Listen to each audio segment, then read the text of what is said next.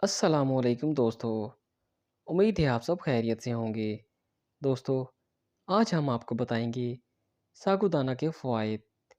एक हफ्ते तक रोज़ाना साबूदाना दूध में मिलाकर खाएं तो जिस्म में एक ऐसी हैरत अंगेज़ तब्दीली वाक़या होती है कि जानकर उसका मामूल बना लेंगे। साबूदाना सफ़ेद मोती जैसे दाने होते हैं। आम तौर पर लोग इसे बीमारी में खाते हैं, लेकिन अगर साबूदाने को दूध और चीनी मिलाकर खीर की तरह पकाया जाए तो ये बहुत लजीज बनता है।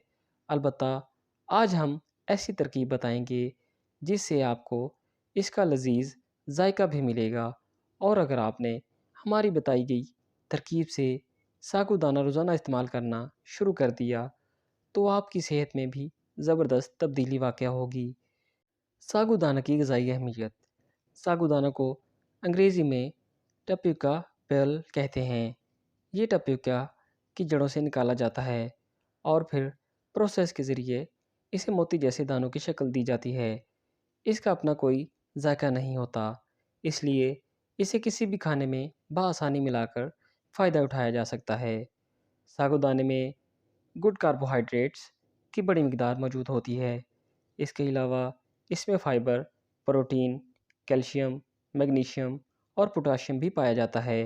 अगरचे इसमें चिकनाई की मिकदार बहुत कम होती है, लेकिन कार्बोहाइड्रेट्स और कैलोरीज़ की ज़्यादा मिकदार की वजह से उन लोगों के लिए मुफीद नहीं जो वज़न कम करने की कोशिश कर रहे हैं।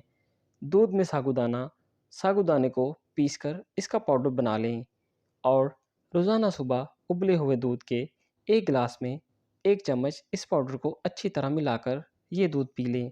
तकरीबन 1 हफ्ते के मुसलसल इस्तेमाल से आपके जोड़ों का दर्द ख़त्म हो जाएगा।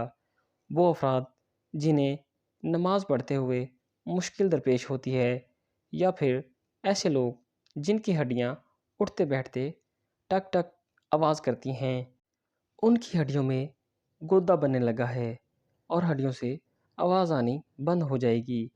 इसके अलावा ये ऐसे लोगों के लिए भी फ़ायदेमंद है जो जिस्मानी और ज़हनी कमज़ोरी का शिकार हैं। दोस्तों, ये वीडियो आपको कैसी लगी हमें कमेंट करके ज़रूर बताइएगा। आपसे गुजारिश है इस चैनल को सब्सक्राइब करें। आपकी मोहब्बतों का शुक्रिया। अल्लाह हाफ़िज़।